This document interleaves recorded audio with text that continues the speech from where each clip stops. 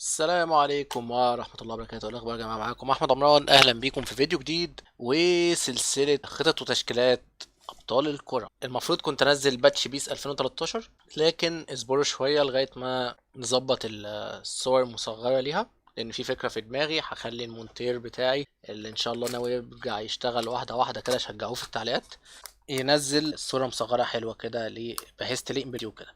وشكرا جدا لكم على دعمكم للفيديو اللي فات. طبعا السلسلة ديت فكرتها هحاولها تاني في السريع، بنزل خطط وتشكيلات من اقتراحاتي او من اقتراحاتكم في التعليقات. انا عارف النهارده برضو انا جايب تشكيلة من دماغي انا. ان شاء الله الفيديو الجاي هاخد من الاقتراحات بتاعتكم وهعمل لها خطط. وعندي فكرة حلوة جدا في المستقبل لو فيكتوري رود هيروز نزل نعمل الخطط ديت في اللعبة. اعتقد هتبقى حاجة تحفة لان كلهم هيبقوا موجودين اكيد. فخلينا دلوقتي ايه في اللي احنا فيه.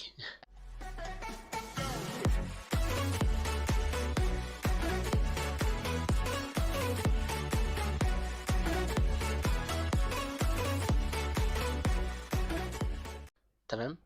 دي من وجهة نظري اكتر تشكيلة شخصيات شريرة موجودة في الانمي. تمام. في شخصيات تانية ما ضفتهاش طبعا برضو تستحق المكانة، لكن هم انا اخري زي ما انتم شايفين 11 لعيبة وخمسة احتياطي. تمام. طيب خلينا نبتدي كده بحراسة المرمى. الحارس انا مش فاكر اسمه، اللي هو بيستخدم اسمه كينج فاير، محارب كينج فاير، اللي هو من القطاع الخامس، اللي هو كان ابن صاحب القطاع. تمام. حارس قوي ومعاه محارب ومكانته كويسة برضو. في ممكن ناس تخير ما بينه وما بين الحارس اللي هو بتاع اوريون، شادو اوف اوريون، لو حد اتفرج على اوريون. تمام. في الدفاع انا حاطط منصور من دارك امبرور. انا عارف ان منصور شخصيه طيبه، بس هو في الحاله بتاع دارك امبرور كان شرير وكان متسيطر عليه، وكان في نفس الوقت بيبحث عن القوه في هذا الوقت بغض النظر عن الوسيله يعني. تمام.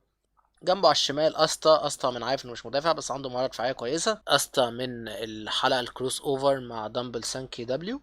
تمام. من فريق اسمه ذا ديزاستر او المدمرين. تمام. شخصية كويسة قوية جدا. فريق النسور كله كانش قادر عليه، كان شخصية قوية جدا الصراحة، واللي ما شافش الحلقة دي يشوفها. طيب في نص الملعب حاطط انا، خلينا نبتدي بنوساكا.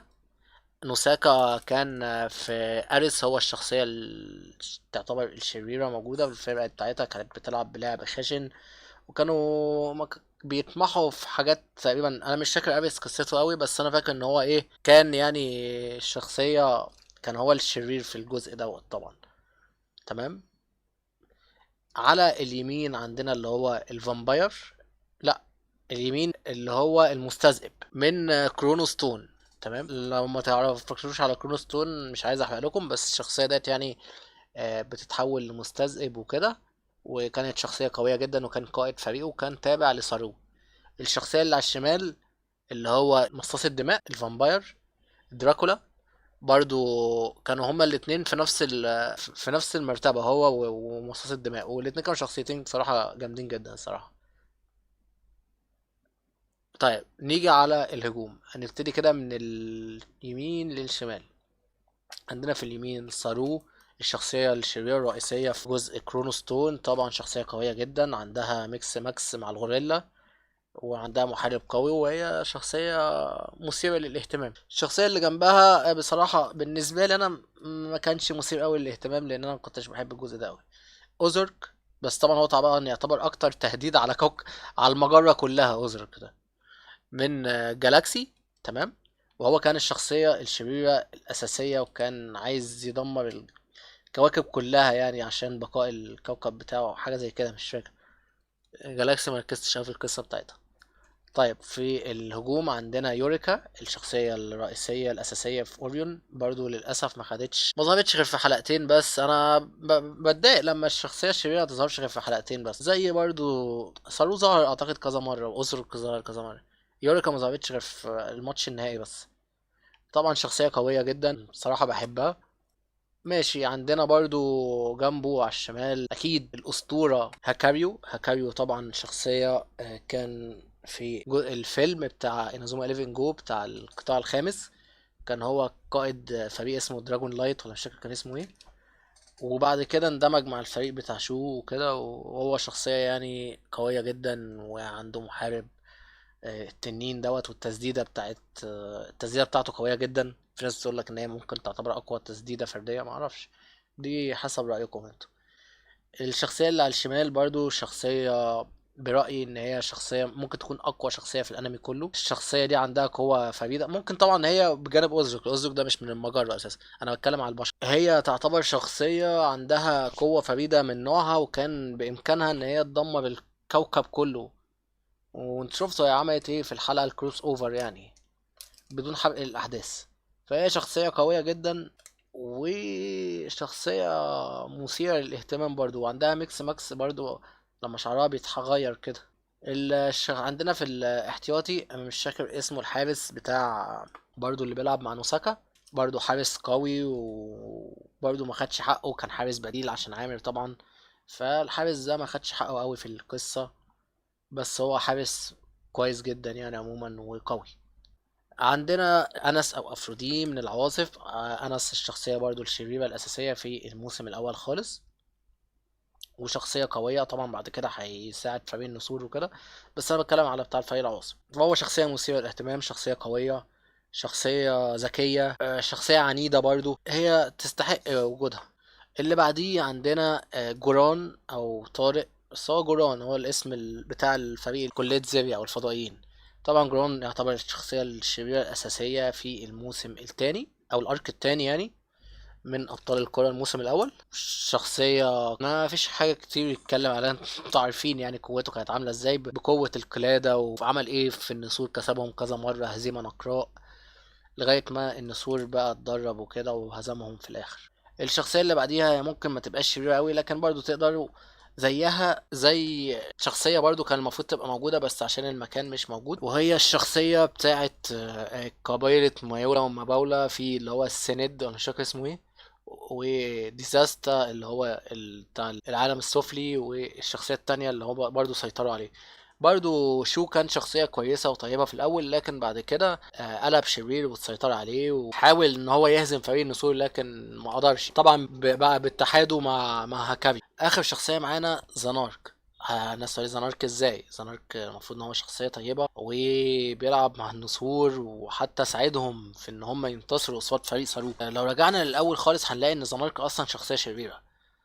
زنارك كان مسجون في المستقبل لأسباب مش فاكر ايه هي، وكان هرب بعد كده، لكن بعد كده فريق اللي هم بتوع ألفا وبيتا وجاما، الأول هو أصلا كان عايز يدمر فريق النسور، معرفش ليه كده غلاسة، وسيطر على جاما، وكذا مرة لعب قصاد فريق النسور وكان عايز يهزمهم، لغاية ما بعد كده هيخش مع فريق النسور. وهو اتفق بعد كده مع فريق اعتقد الفا وبيتا وجاما ان هما يعني يتفقوا مع، مش فاكر والله هو كان معاهم ولا لا. زنارك اعتقد كان لوحده يعني، بس هو كان لوحده كده، كان بيغلس على فريق النسور ليه ما تفهمش. بس هو ايه يعتبر يعني كان شخصية شريرة في الاول. وطبعا في شخصيات تانية كتير يعني، زي ما قلت لكم في بعض الشخصيات اللي هي في مايولا وماباولا دول برضه ما يعتبروش بشر قوي، ان دي شخصيات اسطوريه، وفي نفس الوقت ظهرت في حلقه تعتبر فيلر بالنسبه للانمي يعني. وانا عامل خطه 2 3 5 عشان معظمهم مهاجمين، حتى استا اساسا مهاجم هو واسمه إيه ده، ومنصور. طبعا أنا حاطط مش هتفرق مين اساسي ومين دك، انا بس حاططهم عشان المره اللي فاتت عرضت مثلا شخصيات زي زنارك، لكن زنارك كان المفروض لسه يبقى موجود يعني.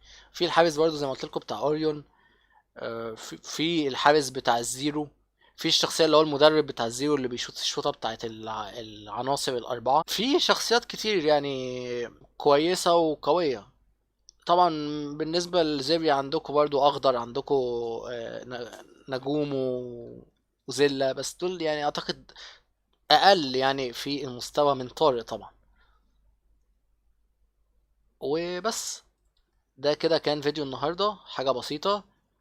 بعتذر تاني برضو ان انا ما نزلتش باتش بيس 2013، وبرضو عايز ارجع انزل لكم حقائق، وعايز التختيم، بس التختيم انا محتاج بس اظبط شعري عشان منظري مش عاطفي خالص، اظبطه كده ايه. وان شاء الله هيبقى فيه، بس حاول ممكن اعمله يوم الجمعة. انا عارف ان انتوا بدأتوا الدراسة، ربنا معاكم الناس اللي بدأت. وفي حاجة أخيرة عايز أعلن عنها، يا ريت لو حد يساعدني فيها. أنا بفكر أنزل معرفش مين كان متابع القناة القديمة، كنت بنزل تختيم، مش تختيم، ملخص لانمي ابطال الكوره، كنت بلخص حلقه حلقه.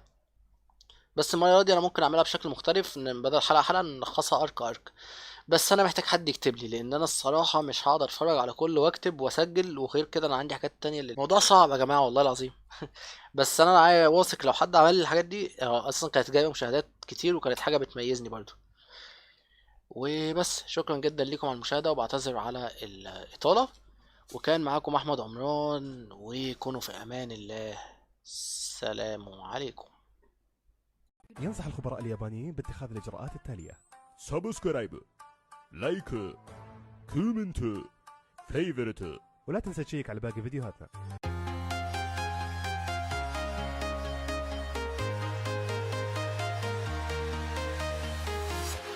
I'm walking alone, the streets are empty. The only thing I can see is my own silhouette. I'm getting stronger, step by step. The clock is ticking, but there's no time for regrets. I've been flying from town to town.